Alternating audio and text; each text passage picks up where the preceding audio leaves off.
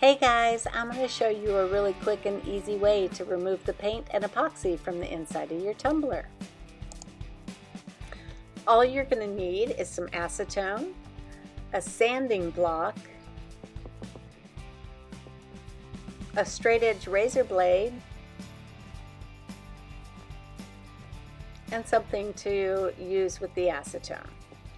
First thing I'm going to do is I'm going to take the razor blade and I'm going to very carefully start to chip off the epoxy from the rim and from the inside of the tumbler. Now be very careful with this because that razor blade is very, very sharp. Now I use an old one. I don't use my good straight edge blades. Sorry.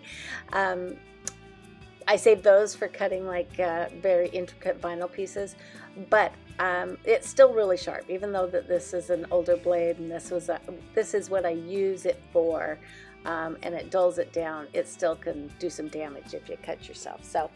So go ahead and start chipping away at the epoxy. It comes off very easily. You want to be gentle. You don't want to bring it off in big, huge chunks, but you just want to start to pick it off and chip it away.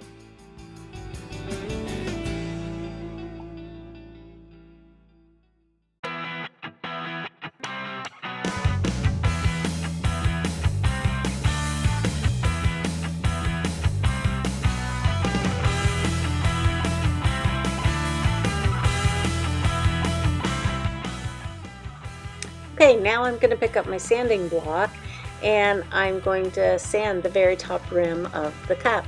This will give me a chance to smooth it out and run my finger across it and see if I have any more pieces of epoxy that I need to chip off. So I'm just going to give it a good sand, making sure that I get all areas, fill around the rim, and see if there's any more epoxy. Now let's go ahead and get our acetone and our cotton pad, and we're going to just put the acetone on the pad and start to take the paint off on the inside of the rim.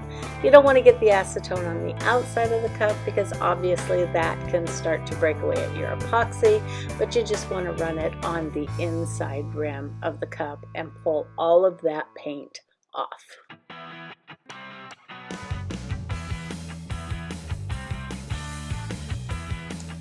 And of course, if you feel any more pieces of epoxy, just go ahead and chip those off really easily and go back and forth between sanding and the razor blade and the acetone, and keep going until the cup is all nice and clean.